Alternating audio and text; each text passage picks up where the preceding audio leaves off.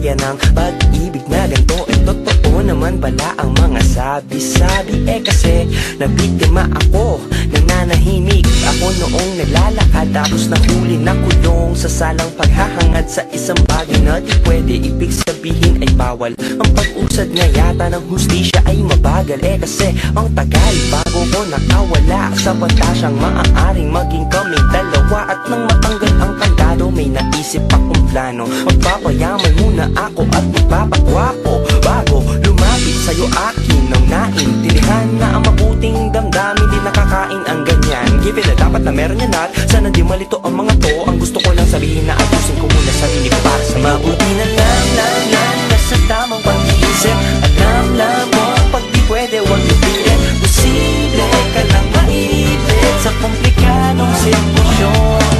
Huwag magpahadlang lang at huwag kang magpapagwisit. Huwag lang magmukmok dyan sa gilid. Gamitin mo ang pag-ibig bilang isang inspirasyon. Ang pag-ibig ay Isang inspirasyon. Ang pag-ibig ay Isang Dapat ang inspirasyon. pag-ibig ay Isang inspirasyon.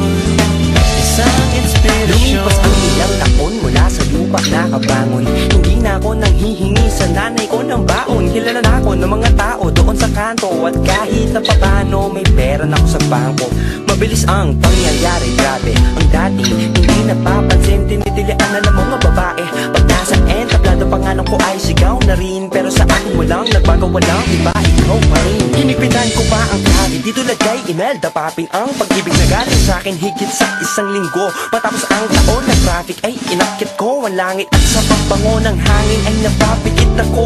Kasi bago lumapit sa'yo akin nang naintindihan na marami akong hirap na naranasin sa daan. Nalagpasan ko ang madami na yan at para di malito ang mga to. Salamat sa inspirasyon na iayos ko ang sarili ko dahil sa'yo. Mabuti na lang nasa tamang pag-iisip. Alam mo, pag di pwede huwag ipilit. Posible ka lang maipit sa komplikadong sitwasyon. Huwag magpahadlang lang at huwag kang magpapagwisit. Huwag nang magmukmok dyan sa gilid. Gamitin mo ang pag-ibig bilang isang inspirasyon.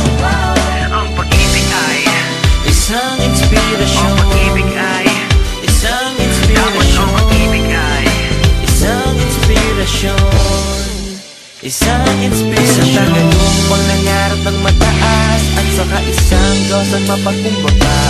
Ano kaya ang mangyayari sa wakas? Tayong dalawa kaya ay magkita sa gitna. Isang tagalupang nangarap ng mataas at saka isang Diyos ang mapagkumbaba. Ano kaya ang mangyayari sa wakas? Tayong dalawa kaya ay magkita sa gitna. Mabuti na lang nasa tamang pag-iisip.